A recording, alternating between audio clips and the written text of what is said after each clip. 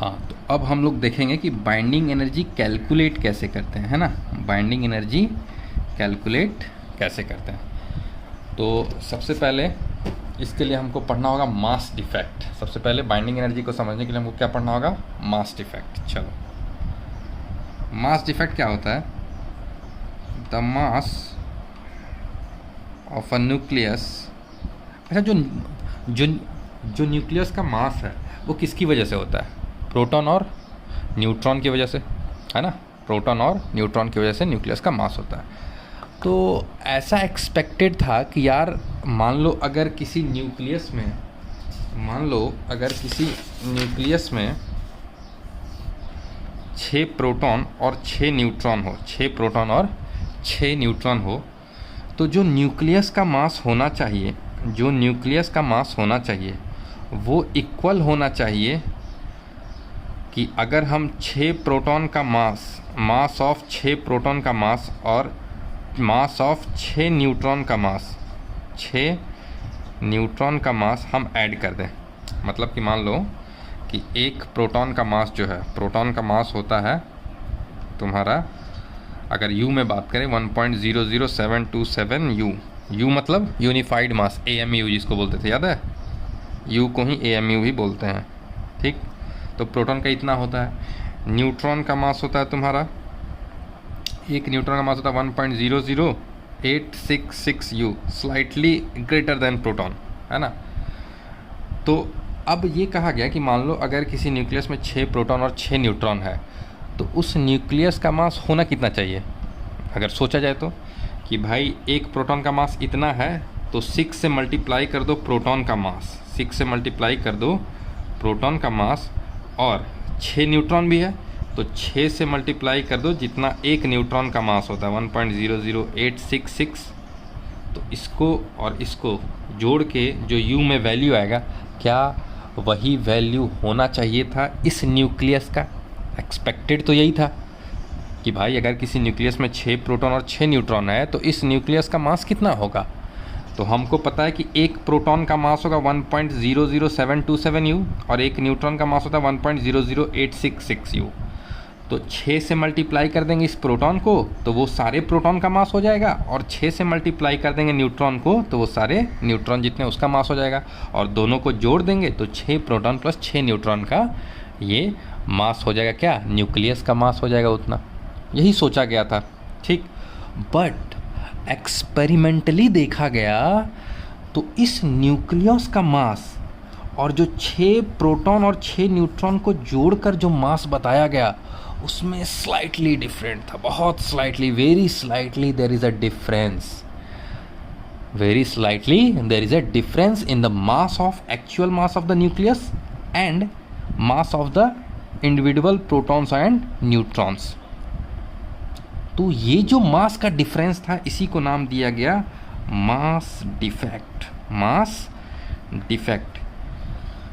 अब भाई दिक्कत ये है कि ये जो मास डिफेक्ट डेल्टा M जिसको हम बोल रहे हैं, ये मास कहीं तो गया होगा, ये मास कहीं तो गया होगा। और this is the place where Einstein energy mass का जो इक्विवेलेंस रिलेशन था E=mc² pledge into the role. और तुम्हें देखने को मिलेगा कि भाई इस मास डिफेक्ट की वजह से कौन सा एनर्जी रिलीज हुआ और कितना अमाउंट ऑफ एनर्जी रिलीज हुआ। अभी तुमको हम दिखाएंगे कि अगर 1 AMU का भी मास डिफेक्ट हो तो उसकी वजह से कितना एनर्जी रिलीज़ हो सकता है, या फिर 1 ग्राम का अगर मास डिफेक्ट हो या 1 ग्राम अगर मास अगर कन्वर्ट होता है एनर्जी में तो वो कितना एनर्जी रिलीज़ कर सकता है, अभी हम लोग देखेंगे, ठीक है। तो सबसे पहले इंटरेस्ट क्रिएट करवा दिए हैं कि मास डिफेक्ट वो कितना इंपॉर्टेंट चीज़ है। अब आराम से मास डिफेक्ट के बारे में लिखते हैं, ठीक है। देखो, the mass of a nucleus should be equal to the sum of mass of different constituent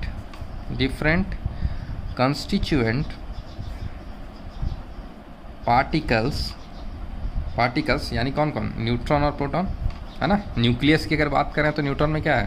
proton और न्यूट्रॉन। तो the mass of a nucleus should be equal to the sum of masses of different constituent particles N and P, but it is observed that the actual mass of the nucleus is less than the sum of masses of constituent particle. This is called mass defect. ये जो difference आया इसी को बोलते हैं mass defect, जिसको delta small m से denote करेंगे। क्लियर है? अच्छा, तो मान लो हम ये बोल सकते हैं कि जो मास डिफेक्ट है डेल्टा m, वो एक्चुअली में क्या है? मान लो कोई एलिमेंट है x जिसमें z नंबर ऑफ प्रोटॉन्स है और a इसका एटॉमिक मास है, तो हम बोल सकते हैं इसमें प्रोटॉन्स कितना है? z के बराबर z प्रोटॉन्स है, और जो न्यूट्रॉन्स है वो कितना है? a माइनस जेड के बराबर, a माइनस जेड के बराबर न्यूट्रॉन्स है ना? तो अगर इसका मास डिफेक्ट की बात किया जाए तो हम क्या बोलेंगे कि जो जितना प्रोटॉन्स है, अब हम ये तुमको लिख दें 1 प्रोटॉन का mass of 1p, mass of 1p, अभी कितना लिखे थे? मास ऑफ 1p लिखे थे 1.00727 AMU लिखो या U लिखो, एक ही बात है, एटॉमिक मास यूनिट या unified mass. Mass of 1 neutron is equal to कितना होता है? 1.00866 AMU, या इसको U बोलते हैं। और आगे तुमको ज़रूरत पड़ सकता है मास ऑफ इलेक्ट्रॉन, तो मास ऑफ इलेक्ट्रॉन भी लिख देते हैं U में 0.00055 U, जो बहुत कम होता है। देखो ना, इनके कंपेरिजन में बहुत कम है ना? अब देखो, हम ये बोलना चाह रहे हैं कि अगर हमको मास डिफेक्ट निकालना है तो हम बोल सकते हैं जितना इस एलिमेंट में, जो भी न्यूक्लियस है, जितना उस न्यूक्लियस में प्रोटॉन होगा, जेड प्रोटॉन्स है, तो जेड इंटू मास ऑफ एक प्रोटॉन मल्टीप्लाई करेंगे तो प्रोटॉन की वजह से जो भी उस न्यूक्लियस का मास है वो हो जाएगा।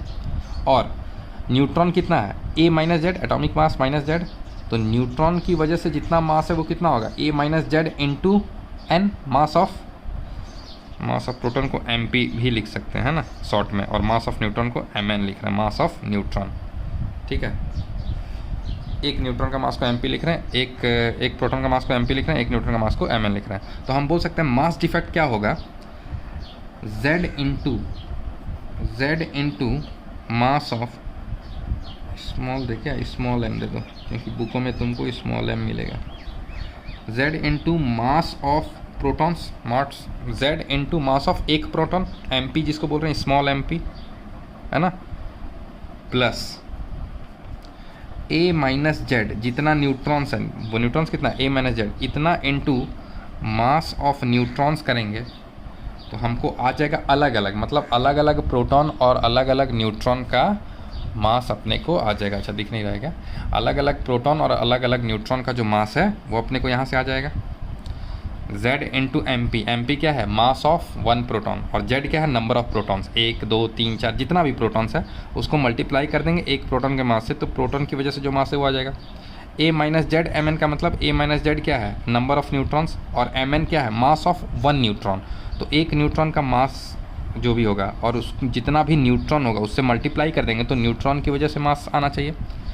तो ये हमारा एक्सपेक्टेड था कि भाई एक्सपेक्टेड मास न्यूक्लियस का इतना आना चाहिए, लेकिन न्यूक्लियस का मास तो कुछ और ही आया, थोड़ा कम आया।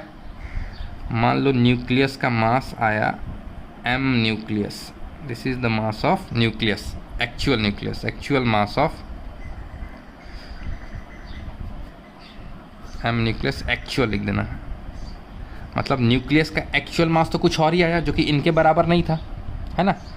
अब ये जो डिफरेंस है इसके मास और न्यूक्लियस का एक्चुअल मास के बीच, इसी को हम लोग क्या बोल रहे हैं? Mass defect. इसी को हम लोग क्या बोल रहे हैं, मास डिफेक्ट। क्लियर है, क्लियर है कि नहीं।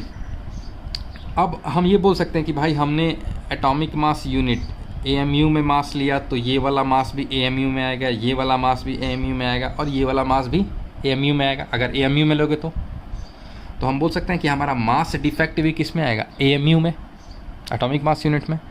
तो अब हम लोग देखते हैं, अब तुमसे हम क्वेश्चन पूछ रहे हैं कि अगर इतना मास डिफेक्ट आया तो कहीं ना कहीं ये मास एनर्जी में कन्वर्ट हुआ होगा। ये मास डिफेक्ट आया तो ये मास गया कहाँ, ये मास एनर्जी में कन्वर्ट हुआ होगा from the equation E is equal to MC square, E is equal to MC square. अब M को अगर डेल्टा M रख दोगे, डेल्टा M क्या है, मास डिफेक्ट, और C स्क्वायर अगर करोगे तो जो एनर्जी आएगा तुमको, that is called binding energy, that is called binding energy. तो बाइंडिंग एनर्जी कैलकुलेट क्या करेंगे, delta M C square. Delta M क्या है, this delta M is the mass defect, mass defect. तो मान के चलो क्वेश्चन तुमसे हम पूछे कि इफ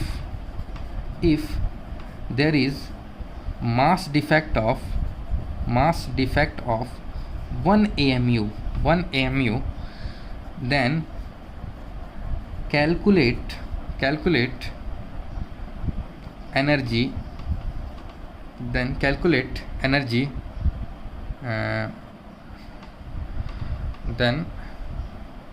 calculate energy equivalent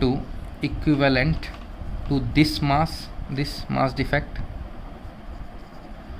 इसका मतलब हम तुमसे पूछ रहे हैं कि अगर 1 AMU का मास डिफेक्ट आया है तो इसके करस्पॉन्डिंग एनर्जी कितना आएगा। तो कैसे करेंगे, अपने को पता है E is equal to delta MC square, या E is equal to MC square होता है, ये अपने को पता है। अब हम बोल रहे हैं कि मास डिफेक्ट है डेल्टा M, तो E जो है वो EB के बराबर हो जाएगा, डेल्टा M लिख देंगे C स्क्वायर, फॉर्मूला तो वही लगेगा। अब 1 AMU है, ये मास डिफेक्ट 1 AMU है, तो हम लोग जो ये एनर्जी निकालेंगे, ये एनर्जी जूल में निकालेंगे, और जूल में निकालने के लिए हमको जो मास चाहिए वो किस में चाहिए जी, kg में चाहिए क्या। और 1 AMU अगर याद होगा हमने लिखा था तुमको 1.66 इंटू 10 की पावर -27 kg होता है, अगर हम झूठ नहीं बोल रहे हैं तो, है ना। 1.66 और भी होता है, 1.6605 भी बोल सकते हो, ठीक है। तो 1 AMU इज इक्वल टू इतना होता है। हम बोल सकते हैं तो इस मास को हमको किस में चेंज करना होगा, kg में। तो 1 इंटू 1.6605 इंटू 10 की पावर -27 kg में रख दिए, है ना, इंटू C स्क्वायर। C क्या है हमारा, स्पीड ऑफ लाइट, और स्पीड ऑफ लाइट कितना होता है 3.8 इंटू 10 की पावर 8 मीटर पर सेकेंड, और इसका स्क्वायर करेंगे, यानी इसी को 2 बार लिख देते हैं। चलो, स्क्वायर मतलब 2 बार लिखना, लिख दिए। अब इसको कैलकुलेट करो, पॉज करके, वीडियो पॉज करके इस वैल्यू को कैलकुलेट करो। तो ये जो वैल्यू आएगा वो किस में आएगा, जूल में आएगा, वो वैल्यू जूल में आएगा, क्योंकि ये kg में है, ये मीटर पर सेकेंड में है, तो एनर्जी आपका जूल में आएगा। अब अगर हम तुमको बोलें कि जो एनर्जी जूल में है उसको इलेक्ट्रॉन वोल्ट में लाओ, तो भी ला दोगे तुम लोग, झूठ मत बोलना, सब बताया हुआ है ना। तो निकालो इसको, वीडियो पॉज करके इस चीज़ को निकालो।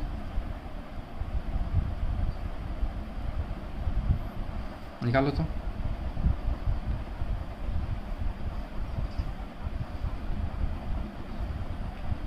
देखो कितना आ रहा, बताओ मुझे, जूल में और इलेक्ट्रॉन वोल्ट में।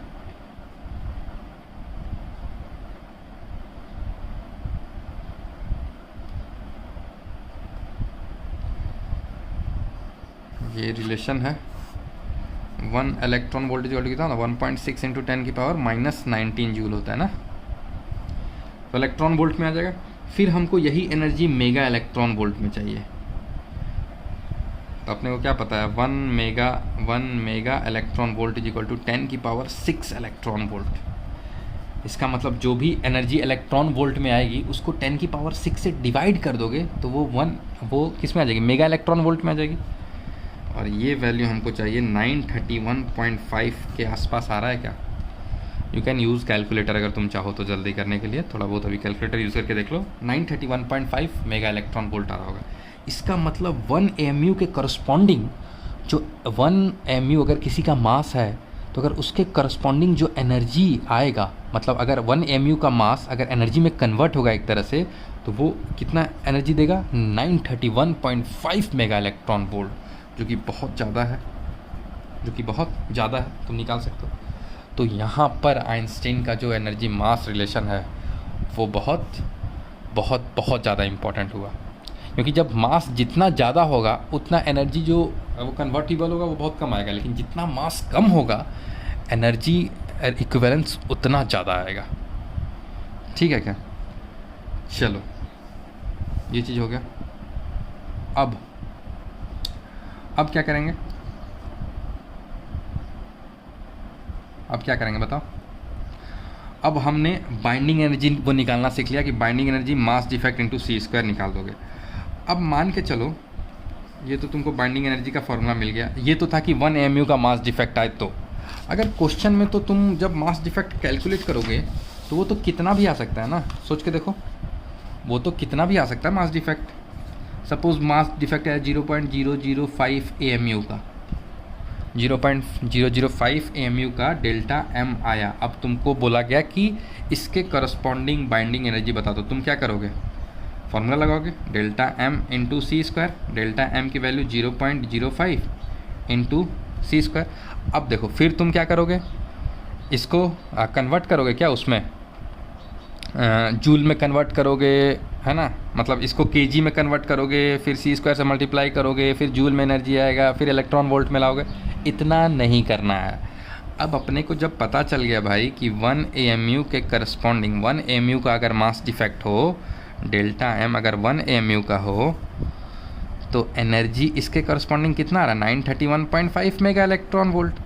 तो अगर डेल्टा M 0.05 AMU का हो तो इसके करस्पॉन्डिंग जो एनर्जी आएगा वो कितना आएगा, 0.005 इंटू 931.5 मेगा इलेक्ट्रॉन वोल्ट।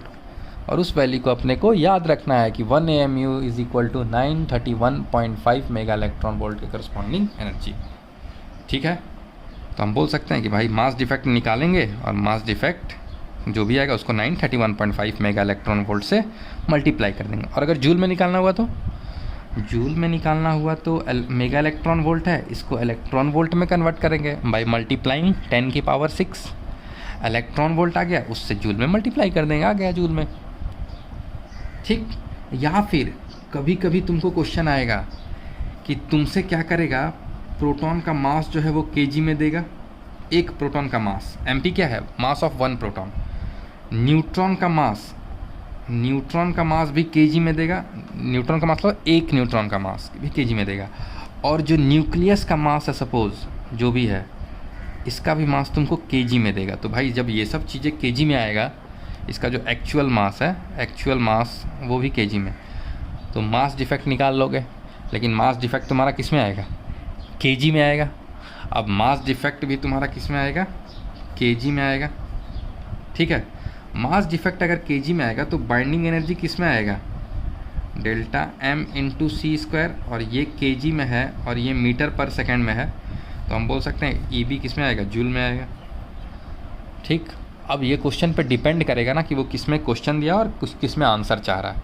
तो सबसे आसान है कि भाई अगर U, ज़्यादातर ये आएगा, अगर U में दिया है एटॉमिक मास यूनिट में, तो तुमको कुछ नहीं करना है, U में डिफरेंस निकालना है कि डेल्टा मास कितना आएगा, डेल्टा M मास डिफेक्ट कितना आएगा, और उसको 931.5 से मल्टीप्लाई कर देंगे ना, उतना मेगा इलेक्ट्रॉन वोल्ट तुम्हारा बाइंडिंग एनर्जी आ जाएगा। बात समझ रहे हो?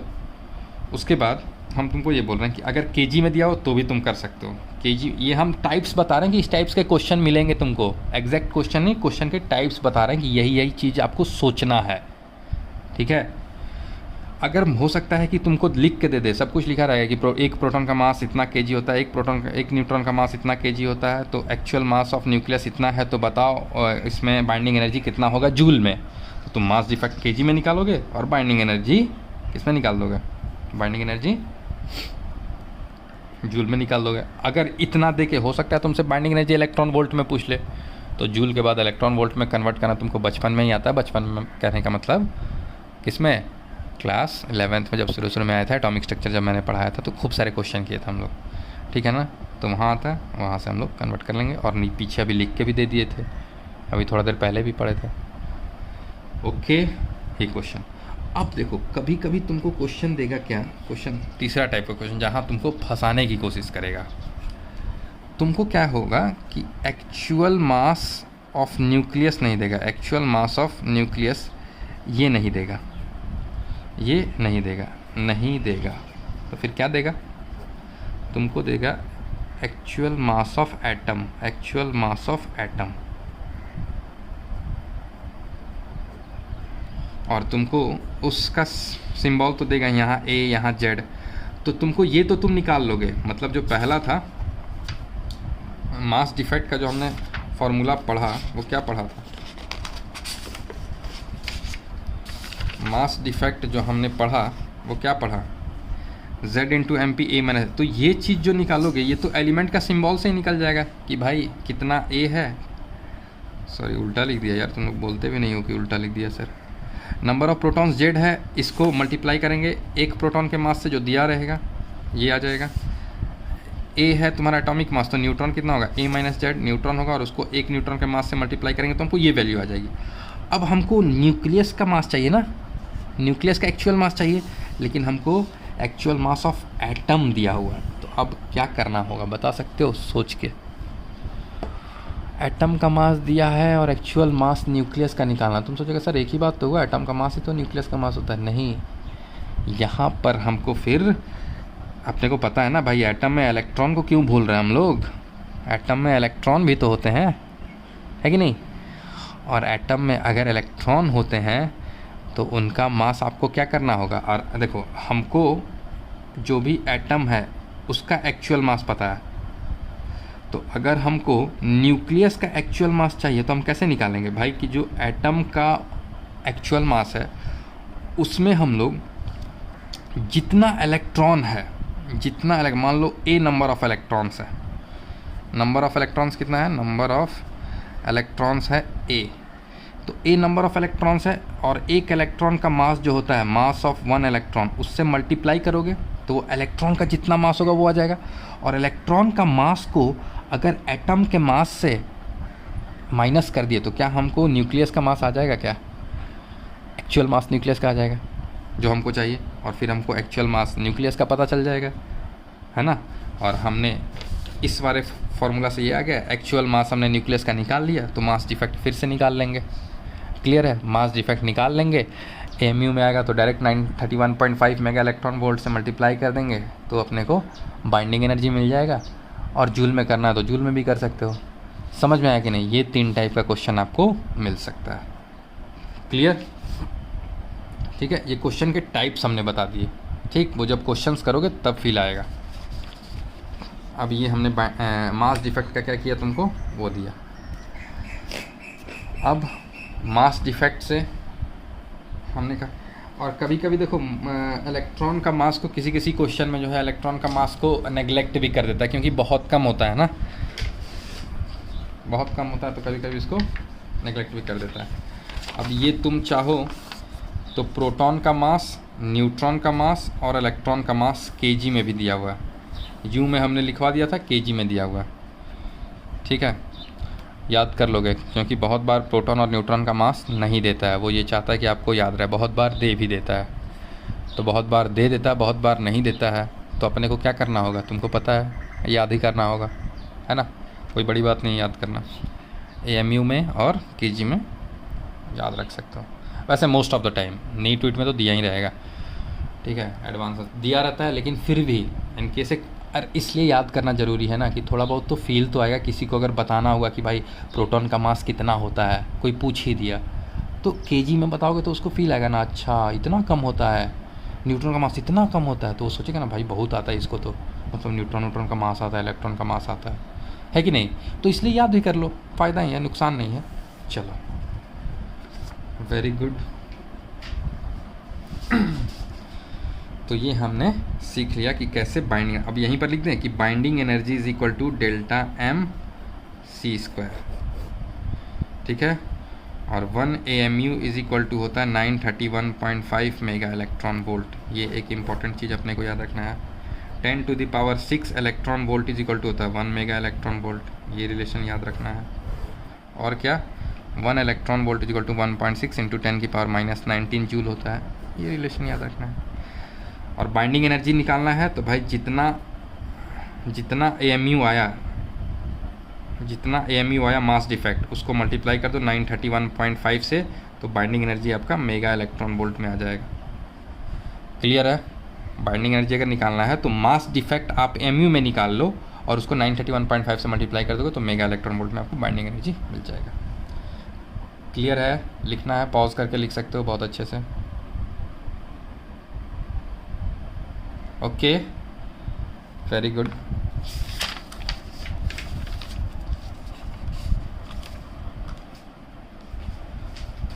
हमको काफ़ी हद तक हम फिजिक्स का रेडियो एक्टिविटी पढ़ा दिए हैं। अब सिर्फ और सिर्फ न्यूक्लियर फ्यूज़न और न्यूक्लियर फिज़न बचा हुआ। कैसे वो न्यूक्लियर रिएक्टर होता है, ये वो ऐसा ऐसा, उसका काम वाम कैसे होता है, क्या करता है, वही सब पढ़ना है। बहुत बेसिक सा थियोरिटिकल है, तुरंत हो जाएगा, वो कर दोगे। अच्छा, एक चीज़ तुमको शायद और हम नहीं बताएं या ये बोलोगे फिजिक्स में है, जब बीटा डीके होता है ना, बीटा डीके, ये जहाँ पे बीटा डीके के बारे में लिखो ना, वहीं पर जाके 2 पॉइंट लिख देना। अब देखो बीटा डीके 2 टाइप का हो सकता है, एक बीटा प्लस और एक बीटा माइनस, जैसा कि हम बताए थे। 2 टाइप का बीटा प्लस बीटा डीके होता है। बीटा माइनस को क्या बोलते हैं? इलेक्ट्रॉन बोलते हैं, और बीटा प्लस को पॉजिट्रॉन बोलते हैं। ठीक है, ये थोड़ा फिजिक्स में आएगा, ये डिटेलिंग पूरा। अब देखो, जब बीटा माइनस डीके होता है ना, जब बीटा माइनस डीके कैसे होता है? मान लो एक न्यूट्रॉन है, न्यूट्रॉन प्रोटॉन में कन्वर्ट होता है, तो उस टाइम बीटा माइनस निकलता है और उसके साथ एक और पार्टिकल निकलता है जिसको बोलते हैं एंटी न्यूट्रिनो। ठीक। और जब बीटा प्लस का डीके होता है, बीटा प्लस जब डीके होता है तो इसमें क्या होता है? प्रोटॉन न्यूट्रॉन में कन्वर्ट होता है और साथ ही साथ क्या निकलता है? बीटा प्लस यानी बोले तो इसी को पॉजिट्रॉन, इसको ऐसे भी दिखाते हैं, बीटा प्लस या ई प्लस। बीटा माइनस को इलेक्ट्रॉन माइनस ऐसे भी दिखाते हैं ना, और करके लिख सकते हो। और इसके साथ निकलता है न्यूट्रिनो, इसको बोलते हैं न्यूट्रिनो। न्यूट्रिनो और एंटी न्यूट्रिनो एक दूसरे का एंटी पार्टिकल है। ठीक है। अच्छा, न्यूट्रिनो क्या है? न्यूट्रिनो एक्चुअली ऐसा चीज़ है जिसका चार्ज जो है वो न्यूट्रल होता है। चार्ज न्यूट्रल होता है। चार्ज क्या होता है? Neutral, 0 charge. और मास जो है इसका इलेक्ट्रॉन से भी बहुत कम होता है, very small as compare to electron, अब देखो इलेक्ट्रॉन का मास खुद ही इतना कम होता है, उसमें भी ये कम होता है इसका मास। तो ये सब बहुत मासलेस पार्टिकल हम लोग बोल सकते हैं न्यूट्रिनो, एंटी न्यूट्रिनो को, है ना। चार्ज वार्ज कुछ नहीं होता है। ठीक है। वो anti neutrino, anti particle of neutrino, तो ये एक चीज़ जाके बीटा डीके में ऐड कर सकते हो। ठीक है, तुमको फिजिक्स में ये बेसिकली मिलेगा। चलो, हम लोग क्या पढ़ रहे थे? हम लोग पढ़ रहे थे बाइंडिंग एनर्जी। ठीक है, बाइंडिंग एनर्जी पढ़ रहे थे। अब एक टर्म पढ़ेंगे बाइंडिंग एनर्जी पर न्यूक्लियन। अगर अपने को बाइंडिंग एनर्जी अभी हम जो कि सीख चुके हैं, शुरुआत में ही बता दिए, बाइंडिंग एनर्जी पर न्यूक्लियन निकालना है तो इसको शॉर्ट में कैसे लिखोगे? शॉर्ट में इसको लिख दो EBN। EBN क्या हो गया? EB बाइंडिंग एनर्जी होता था, N लगा दिए तो पर न्यूक्लियन। इसको पढ़ेंगे बाइंडिंग एनर्जी पर न्यूक्लियन। ठीक है, बाइंडिंग एनर्जी पर न्यूक्लियन जो होता है ये किसके बराबर होता है? ये binding energy upon number of protons plus number of neutrons. और इसको हम लोग टुगेदर क्या बोलते थे? न्यूक्लियॉन्स। तो हम बोल सकते हैं binding energy upon number of nucleons. जितना प्रोटॉन है जितना न्यूट्रॉन है उसको जोड़कर बाइंडिंग एनर्जी को डिवाइड दे दो, जो भी वैल्यू आएगा वो भी किस में आएगा? मेगा इलेक्ट्रॉन वोल्ट में। तो बाइंडिंग एनर्जी पर न्यूक्लियन हो जाएगा, कोई दिक्कत नहीं होगी। और एक पॉइंट लिख लोगे कि as binding energy per nucleon, as binding energy, इसका क्या नाम है? Binding energy per nucleon increases, तो हम बोल सकते हैं stability of nuclear increases. Stability of nucleus भी क्या होगा? इंक्रीज होगा। ठीक है, तो कभी कभी कंपेयर करने आ जाएगा बाइंडिंग एनर्जी पर न्यूक्लियन, इसका इतना है, इसका इतना, बताओ कौन सा न्यूक्लियस स्टेबल है। कुछ नहीं करना, तुमको पता होना चाहिए कि बाइंडिंग एनर्जी पर न्यूक्लियन जिसका ज़्यादा उसका न्यूक्लियस उतना ज़्यादा स्टेबल। ठीक है, ठीक है। तो कभी कभी तुम्हें डायरेक्ट वो क्वेश्चन ऐसे आ जाएगा कि वो न्यूक्लियस का बाइंडिंग एनर्जी पर वो न्यूक्लियन दे देगा, तुमको बोलेगा कि कौन न्यूक्लियस ज़्यादा स्टेबल है वो बता दो। और एक फॉर रेडियो एक्टिव रिएक्शन, एक चीज़ थोड़ा ध्यान रखना, for radio active reaction mass defect क्या होता है, एक रिएक्शन के लिए मास डिफेक्ट क्या होता है, mass defect delta M is equal to mass of reactants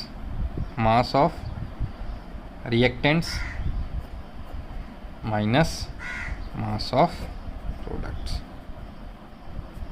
ठीक है, this is mass defect, mass of reactants minus mass of product. इसका यूज़ अगर कहीं होगा, अगर रेडियो एक्टिव, वो मान लो एक रिएक्शन दे दिया रेडियो एक्टिव रिएक्शन, और इसमें पूछा कि इसमें बाइंडिंग एनर्जी बताओ या इसमें मास डिफेक्ट बताओ, बाइंडिंग एनर्जी मास डिफेक्ट बताओ, तो मास डिफेक्ट कैसे निकालोगे, मास of reactants upon mass of product. ठीक है।